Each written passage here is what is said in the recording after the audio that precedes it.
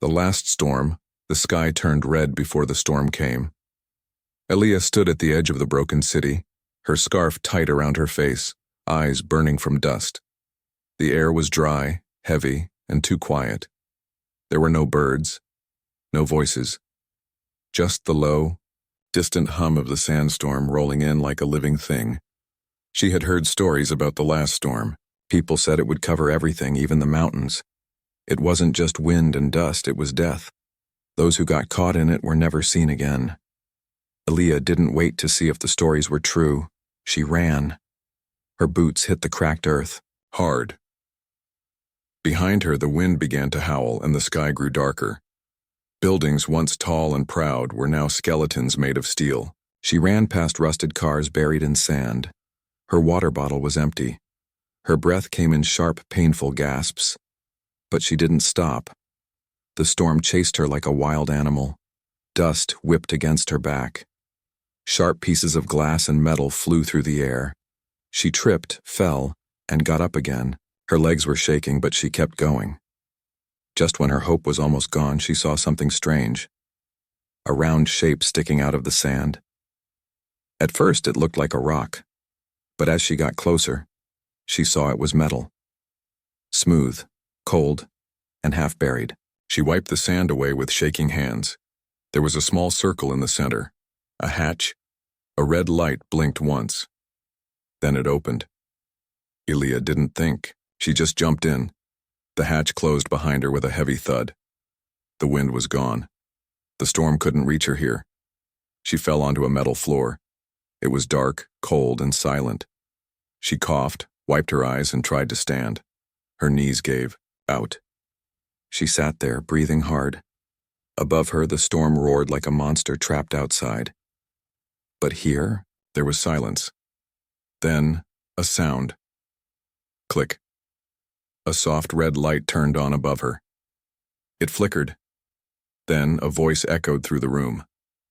It was deep, calm, almost human. "You're not supposed to be here." Aaliyah froze. "Who's there?" she asked, her voice weak. No answer, only silence. Then the light slowly came on. Not all at once, but in a soft wave that moved down a narrow hallway. Aaliyah looked around. She was in some kind of underground tunnel. The walls were metal, old but clean. No dust, no mold, just steel and silence. She stood slowly, using the wall for support. Her whole body ached. She walked toward the light. The hallway led to a large door. Next to it, a screen lit up. Words appeared. Identify. Human guest, not recognized. Aaliyah touched the screen. It buzzed and went dark. Behind her, she heard a soft sound. Footsteps. Slow. Steady. She turned quickly. A man stood there. Tall, thin, wearing dark clothes. His face was calm, unreadable. Short beard, eyes like glass. He didn't look surprised to see her. "Who are you?" Aaliyah asked. The man didn't answer right away. He looked at her, studying her like she was a puzzle. Finally, he said, "You came from the storm?" "Yes," Aaliyah said. "I was running. I saw the hatch. I didn't know this place was here." "You were lucky," he said. "I don't feel lucky."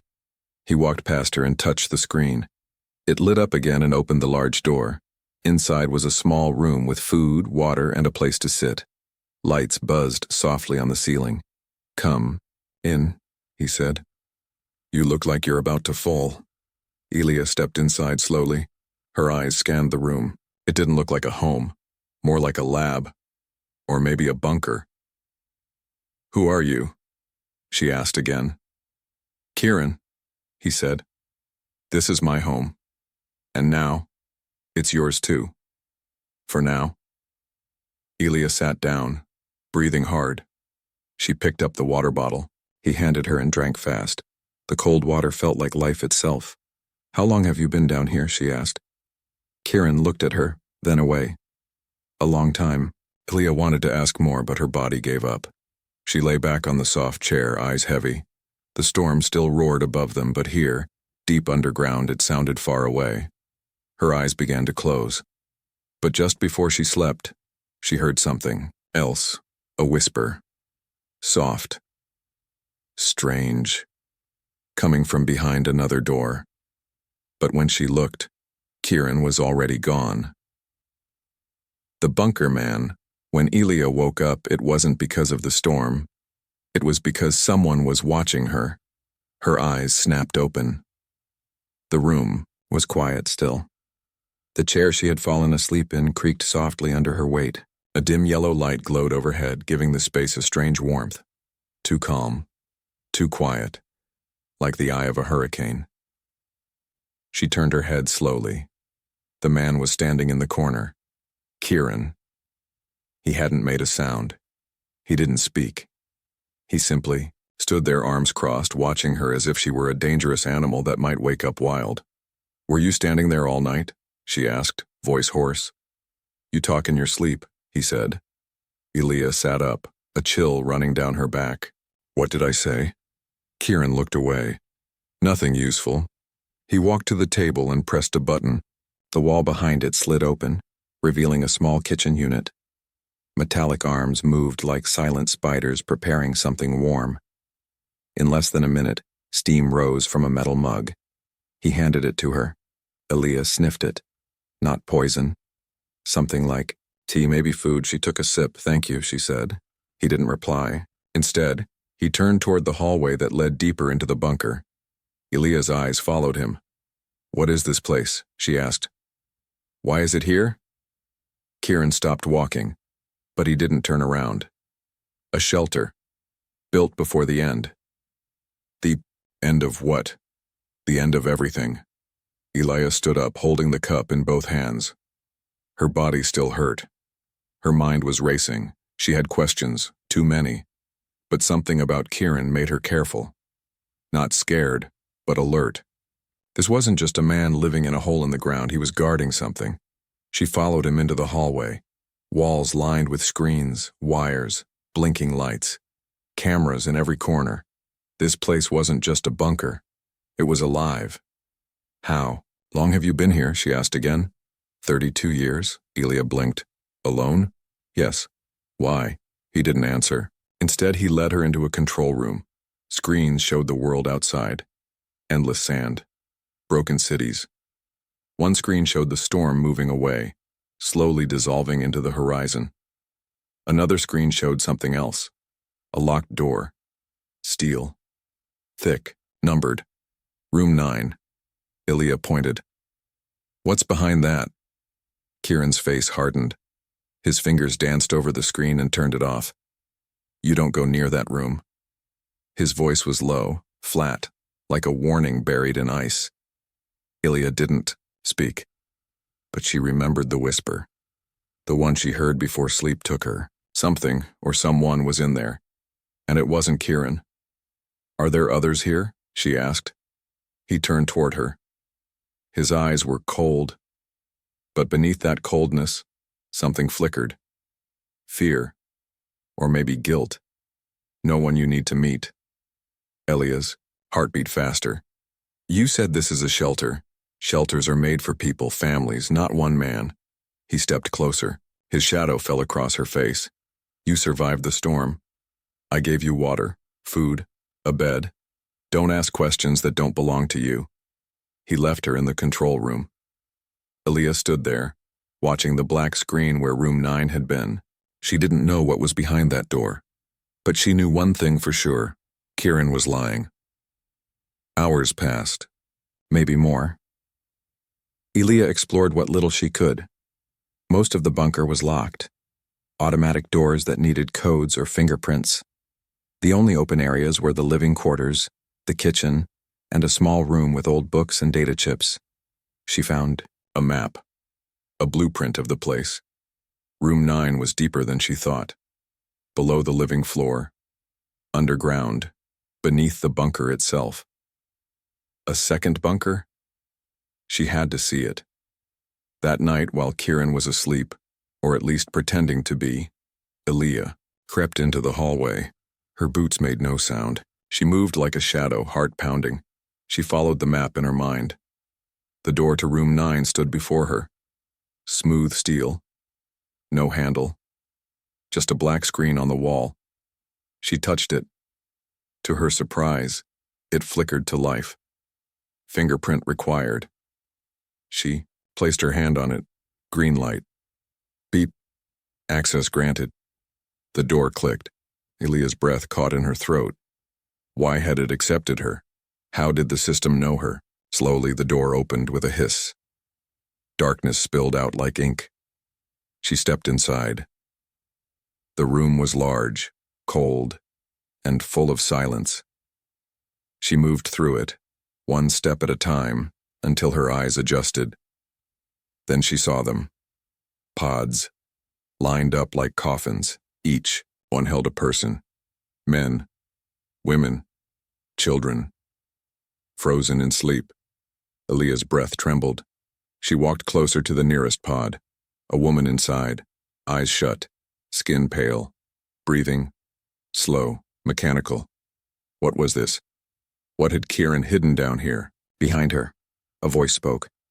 Not from a speaker, from the shadows. You weren't supposed to find this. Elia turned. Kieran stood in the doorway. But he wasn't angry. He looked afraid. Secrets in the dark. Kieran didn't move. Elia stared at him from across the cold room, her hands trembling, her back inches away from the cryopod. He looked different now. Not just tired, but haunted. His face, always calm and unreadable, was filled with something else. Fear. What is this place? Elia asked, her voice low. Kieran stepped into the room slowly, as if every step cost him something.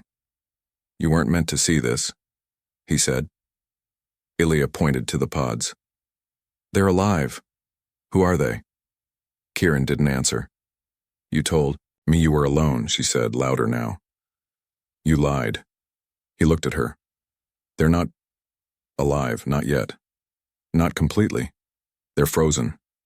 They've been sleeping for years. Elia's eyes moved from pod to pod. There were over 20 of them, all full. Every pod had a name, a code, and a blinking light. You kept them here? She whispered. Like this? For what? For after, Kieran said quietly. After. What? He paused, his hands curled into fists. After the world dies. They sat in a smaller room now, silent walls, low lights, no windows. Elia held a small datapad. It was old, cracked, dusty, but it worked. On the screen were words she didn't understand. Strange terms, old science, strange files with names like HFY 09, viable subjects, terraform test 3, and one that made her stop, Project ELIA. What is this? She asked. Kieran didn't answer. He stood near the wall looking at a photo that wasn't really a photo, just a screen showing a moment frozen in time. A group of people in white suits, smiling. He was in the photo, younger, happier, not alone. We were trying to save what was left, he finally said, but we were too late. The storms came, the oceans dried, cities fell, and we started building bunkers, hiding what we could. Elia looked at the pods. So you froze people? Not people. Not just like that, Kieran said. Only those who could help rebuild. Scientists, engineers, minds that could restart the future. We didn't have room for everyone. We had to choose. Elia stood. Her heart was racing now. But why me? She asked. I don't remember any of this. I was a child when the storms came. I grew up in the dirt, Kieran, in broken places. I'm not one of you. He looked at her, and for the first time his voice broke. Yes, you are. Elia shook her head. I'm not. You're not like the others, he said. You were never supposed to survive out there. No one was. But you did. What do you mean? He looked down, then walked to a small wall panel and touched it. A second door slid open. Behind it was a pod. Larger. Different. The name on it was simple.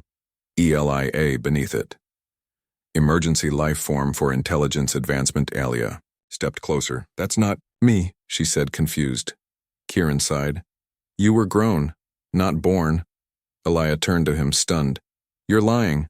No. You're not fully human, Elia. You were designed to survive the storms, the heat, the radiation. Your mind was made for learning faster, adapting better. We made you as a last chance. We couldn't save everyone, so we tried to build the future. Aaliyah backed away, her breath shallow. Why didn't I know? We lost control. There was an attack. Someone tried to stop the project. The labs were destroyed. We thought you died. But somehow, you survived. And you grew up in the wild. She was shaking now. Not from fear, but from something deeper. Betrayal, confusion, identity cracking like glass. So what am I, she asked. A tool? A project? Your hope, Kieran said. Your proof that humanity might still work. Elia laughed. But there was no humor in it. You locked away people. You froze them. And now you want me to be some leader? Kieran didn't speak, but his eyes said everything. He believed it, and that scared her more than the storm ever had. That night, Elia couldn't sleep. Not because of what she saw, not even because of what she was, but because of what she heard. Again, the whisper. But this time, it said her name. Not through the speakers, not in her head, from one of the cryopods. She got up, heart pounding, and walked back into the chamber. Lights flickered softly above the pods. All of them were quiet, except one. Its screen blinked yellow. Unstable. Elia walked closer. The name. On it was short. Dr. Alan Voss. Beneath it, Bio-Creator, AI Division. Inside the pod, the man's eyes were open, and he was looking at her. She gasped, stepped back. Kieran, she yelled. But before she could run, the screen on the pod turned white. Words flashed. Manual override, awakening initiated. Elia watched, frozen in place as steam hissed from the pod and the lock unsealed. The man inside moved. His lips parted, and the first word he said was, Elia. The hidden project. The man in the pod took a shallow breath. His eyes, sharp and cold, locked onto Elia, like they had been waiting for her all this time. Elia, he said again, this time not with wonder, but with certainty. She took a step back, her heart pounding. Who are you? She whispered. His voice was rough, dry like sandpaper. I'm the one who made you. The lights above flickered, and the rest of the cryopods stayed silent. Only his had opened. Only he had awakened. Elia stared at him. His face was pale, aged by time, but behind his eyes burned intelligence. Dangerous, focused, awake in a way that felt wrong after so many years frozen. Footsteps echoed behind her. Kieran entered the room, eyes wide. He stopped when he saw the open pod. No, he muttered. This shouldn't be possible. Dr. Alan Voss turned his head toward Kieran. You failed, he said calmly. Again. Kieran clenched his fists. You were shut down. You were never meant to wake up. Elia looked from one to the other. What is going on? Voss stepped out of the pod slowly, like a machine warming up. His movements were stiff but growing smoother with every second. She doesn't know? Voss asked. Kieran shook his head. She knows enough. Not nearly, Voss replied. Then he looked at Elia again. You were my best work. Not just a creation, not just a survivor. You were the future. The others wanted to grow crops, save old cities, fix what was broken. But I wanted to evolve. Elia felt sick. Evolve? Into what? They sat in a long, narrow room, walls lined with old screens and frozen blueprints. Elia stared at the screen in front of her.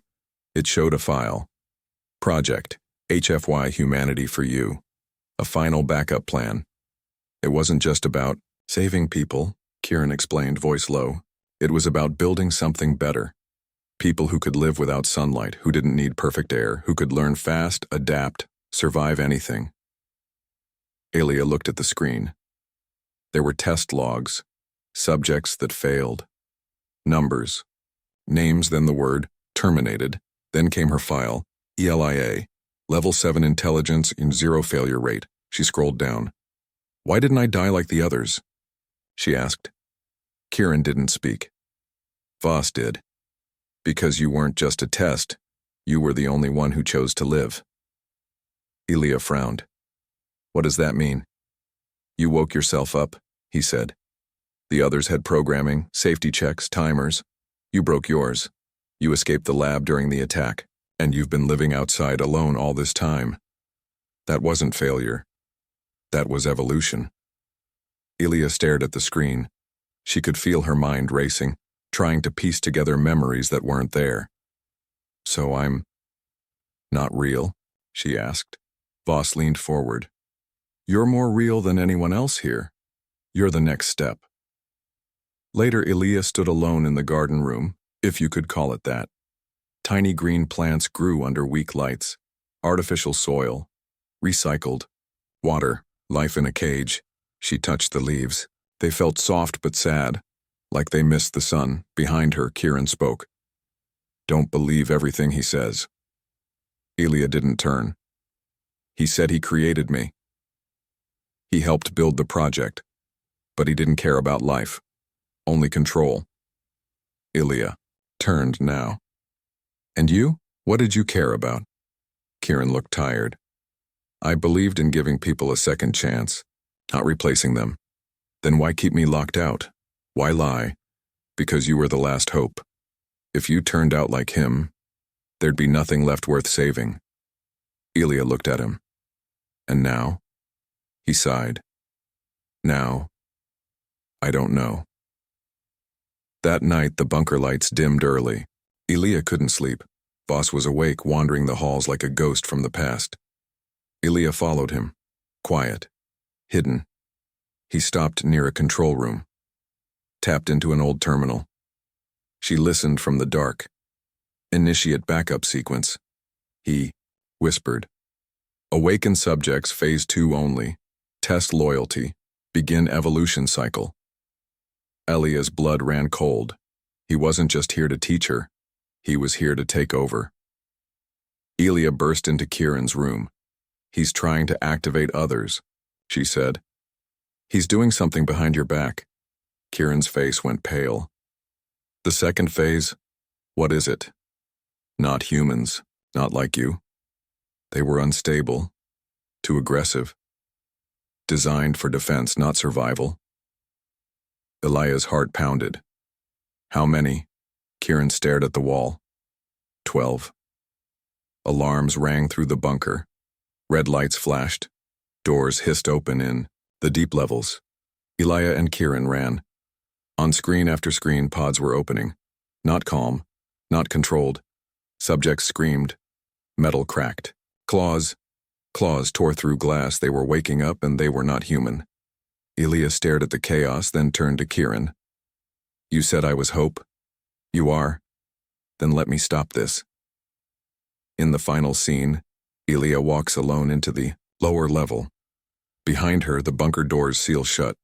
She steps toward the awakening room. Her voice, steady now, echoes in the dark. You want to evolve? Then face the future you built. The truth about Elith metal doors sealed behind her with a hiss. Elia stood alone at the threshold of a room that shouldn't exist. Level 0. It was colder here. The walls were smooth black steel, untouched by time, dust, or memory. The air felt heavier, like something ancient was sleeping beneath the surface. The lights above flickered as she stepped forward. She wasn't sure if she was walking into the future or into a trap. Behind her, the voices of Kieran and Dr. Voss echoed, faintly through the comms. Elia, come back, Kieran pleaded. Voss's voice followed, calmer, colder. She's ready. Let her face what we built. Elia didn't respond. Her mind was too full. This was no longer about survival. This was about truth. The first body she found wasn't breathing. It was tall, heavy, armored in something that looked like human skin but wasn't. Its mouth was open in a scream that never ended. Claws, bones reinforced with metal, eyes frozen mid-glow, Subject 02. Status. Terminated. She walked past it slowly, heart pounding. This was Phase 2, not people, weapons, grown to fight, to kill, to protect the bunker at all costs, until they turned on the very people who made them. Further down, the lights changed from red to blue, cold, silent, clinical. And then she saw it. The mirror room. She stepped inside. The walls were made of reflective glass. Her image followed her from every side. But something felt off. She wasn't alone. The reflection smiled. But she wasn't smiling. Elia froze. A voice spoke. Her voice, but not from her mouth. You finally came back. She spun around. Nothing. Who's there? She said, fists clenched. The room replied with the sound of her own heartbeat. Only louder. Sharper. Amplified. You already know who I am. A screen lit up at the end of the hall. On it, a memory. Elia. Only younger. Not in the desert, in a white room, surrounded by doctors, wires, machines, a child. But she wasn't crying. She was staring back at them, calm, silent, eyes glowing faintly gold. Kieran was in the background watching, but he looked worried. Voss, however, smiled. We've done it. The memory Voss said. She's not just smart. She's listening. Elia stepped closer. More screens lit up. Pieces of her life she never lived. She saw herself lifting weights no human child could lift. Solving equations in seconds. Learning 5 languages in a week. But then came something worse. A room full of dead animals. All torn apart. A test gone. Wrong Elia, her younger self, standing in the center, her hands shaking, eyes full of light. A voice screaming in the background. She's unstable. Shut her down. Elia dropped to her knees. The memory stopped. The room went dark again. The real voice came now. Not from the screen, not from the walls, from inside her. You weren't made to survive, the voice said. You were made to outlast, to outfight, to outthink. You were made to replace them. No, Elia whispered. I was made to save them. Are you sure? The room's mirrors lit up again, but this time her reflection wasn't her. It was glowing, armored, faster, stronger. A version of herself without fear, without limits. You can't run from what you are, the voice said. I'm not a weapon, Elia said. No, the voice replied. You're an answer. Alarms blared above. The awakened Phase 2 subjects had broken free. Kieran's voice returned on the comms. Elia, the containment's gone. They're heading for the upper levels. Elia stood, her breath steady now. Her reflection faded, but her eyes still glowed faintly gold. She walked back toward the exit, slow at first, then faster. When she reached the elevator, a figure blocked the way. Phase 2 subject, active, male, armored, fast. He tilted his head, sensing her. Then he lunged. Elia didn't move. Not backward. Forward. She met him midair. In a flash of motion, she flipped him over her shoulder. He crashed into the wall with enough force to crack metal. She grabbed the edge of a broken pipe, turned it into a weapon, and pierced the creature through the chest. It stopped moving. Silence returned. Elia stood over it, breathing hard. Her hands were shaking, but not from fear, from recognition. She didn't learn that move. She remembered it, from a place she never knew she'd been. Minutes later, she returned to the upper level. Kieran stared at her, wide-eyed. How did you... They're coming, she interrupted, and I know how to stop them. Voss smiled faintly in the corner. You remember now? He said. Elia walked past him without a word, into the command room. She stood at the center screen and tapped in a code. She shouldn't have known. The room turned silent. Then a new file appeared. Phase 3. Elia Protocol. Override all systems. Initiate defense mode. Control Phase 2. Command Unit. ELIA. Elia looked at Kieran. You kept this from me too? It was locked, he said. We didn't think you'd ever activate it. Elia stared at the blinking cursor. Then she whispered, I'm not your project anymore, and pressed enter. Lights across the bunker shifted. Every door, every screen, every weapon responded to her. The subjects froze, listening. Elia stepped into the hall, her voice like thunder now. You want a leader? Then follow me. Above the sand for the first time in years, the surface hatch opened. The steel doors groaned as they pulled apart, letting in a rush of hot, dry air. Sunlight, real, golden sunlight, poured down the narrow entrance like a forgotten memory. Elia stood at the edge of the tunnel, her eyes squinting as they adjusted. Behind her, silence. Before her, a dead world waiting to breathe again. Kieran spoke quietly through her comm. The storm's over, but we don't know what's out there anymore. Elia didn't answer. She stepped into the light. The sky above was vast, too big, too empty. But it was blue, not red, not black, not choked, with dust and death. The sand below her feet was still warm, but it no longer burned. Tiny patches of green had begun to grow along the edges of broken stone. Vines crawled up rusted ruins. Flowers bloomed in the shade of collapsed towers. It was subtle, but real. The earth wasn't dead. It was healing. Elia took a breath and tasted something she had never known before, clean air. It felt like a lie. Too good, too quiet. She walked. Behind her, 3 Phase 2 subjects followed, silent, controlled, their movements smooth, obedient. They no longer roared or attacked. They moved like soldiers. Elia had rewritten their purpose.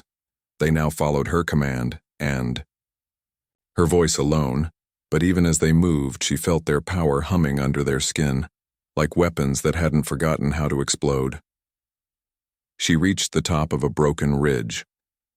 Below her, a buried city slept under the sand. But in the center of the ruins was something new, something glowing. A signal tower. It wasn't part of the old world.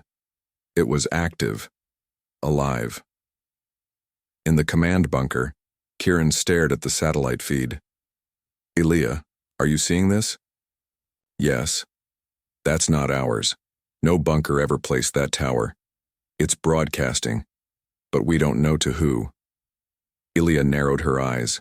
A faint hum was coming from her chest. Her own systems reacting. Someone was calling. As they moved closer to the tower, the sand began to shift under their feet. Movement. Fast. Purposeful. Something's tracking us, Elia said.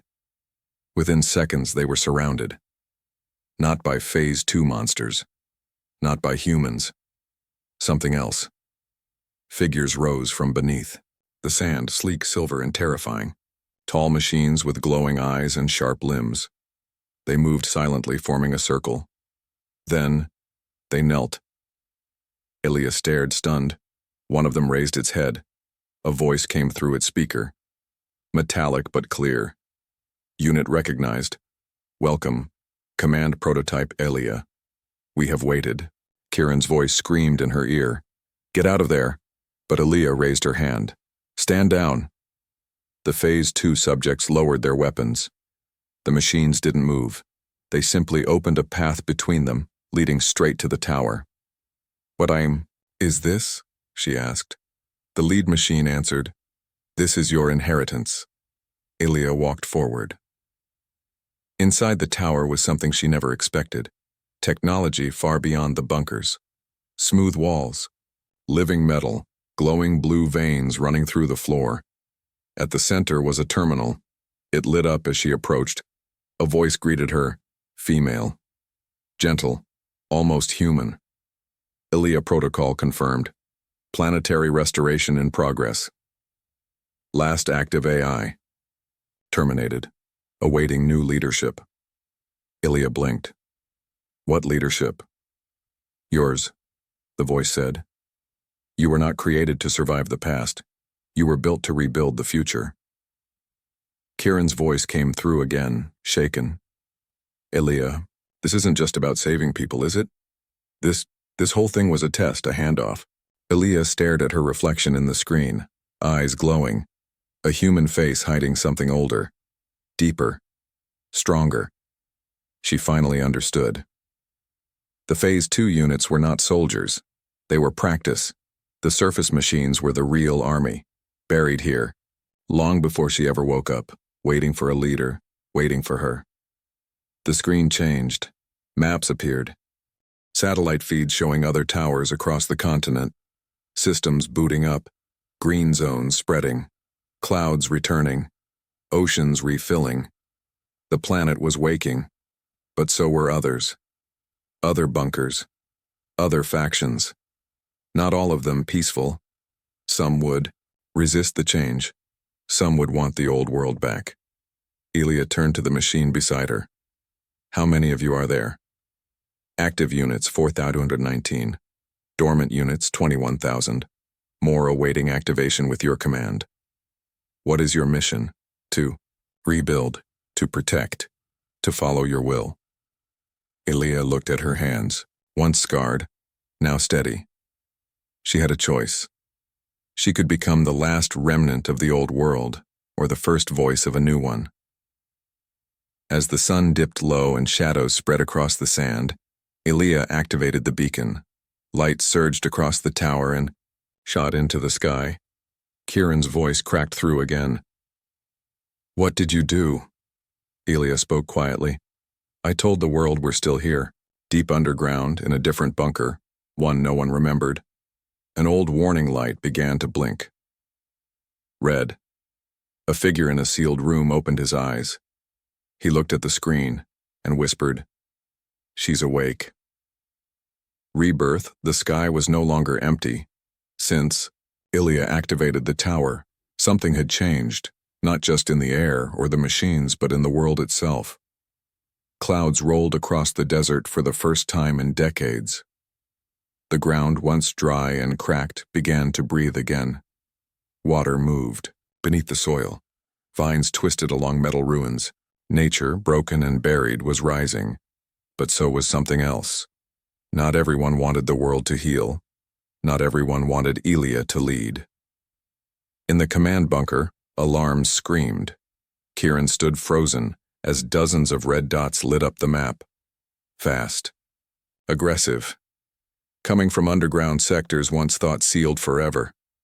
They're waking up, he whispered. The old war bunkers. Factions that never shut down. His screen showed them clearly now. Armed convoys, drones, tanks powered by ancient fuel. Armored humans in black suits, remnants of the old world. Twisted by fear. Built to preserve the past, not change it. Ilya had sent a signal, and someone answered. With a challenge.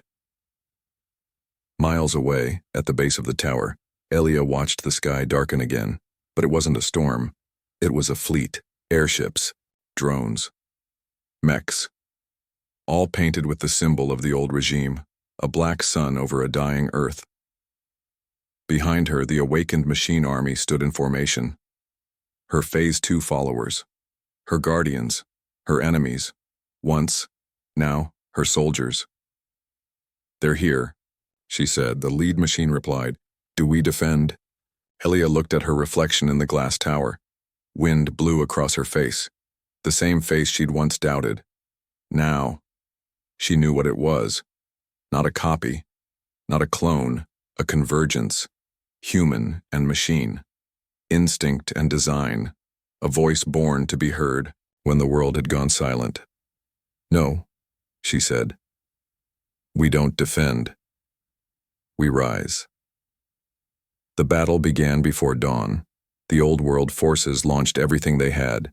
Missiles, bombs, chemical strikes. But the new world was ready. The machines moved like waves, silent, precise. Their weapons weren't just fire, they were light, sound, energy. Adaptive, evolving with every hit they took. Ilya stood in the center, guiding it all, her mind synced to every unit. Her thoughts moved like code. But it wasn't perfect. One explosion cracked the tower base. Flames roared, smoke rose.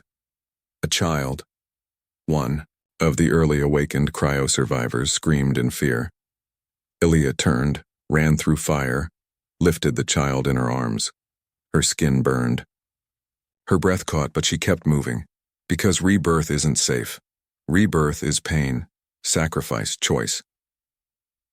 Back in the control room, Kieran tried to override the AI systems, but they no longer listened to him. Everything was routed through Ilya now. He watched her on the screen, standing in a field of ash and steel, arms raised. She wasn't speaking words. But the machines responded, and for the first time in his life, Kieran felt small. Not because she was more powerful, but because she was right. Hours passed. The battle turned. The old army began to fall, not because they lost strength, but because they lost belief. They saw what Ilya had built: green, light, order, and they hesitated, just long enough. The last drone fell from the sky, burning like a comet. Silence returned. Ilya stood at the highest ridge, her clothes torn, her face covered in dust and blood, but her eyes were glowing. In the bunker, survivors were waking, hundreds now, scientists, children, elders. Some wept when they saw the sky. Others fell to their knees when they saw her. Ilya didn't want worship. She wanted action. "We rebuild now," she said, "not because we must, but because we can." 3 days later, the towers across the world sinked. Water flowed again. Forests began to regrow. Machines once built for war began farming. Factories once used for weapons began printing shelter, food, clean air systems. The old world died quietly, and the new one took its first breath. But in the deepest part of the earth, far from the light, a file opened on its own, a backup consciousness, Dr. Voss's final failsafe. His voice, cold, quiet, played through a hidden terminal. In every rise, there must be a test. If Ilya fails, release Protocol Omega. But the system replied, override denied. Subject Ilya, stable. World status, recovering. The voice paused. Then, let her lead. Final scene. Ilya walks through a vast green field. Children run beside her. Machines plant trees behind her. Towers light the sky like constellations. A new Earth. Not perfect, but real. Reborn. Final line. She was made in silence, but now the whole world speaks her name.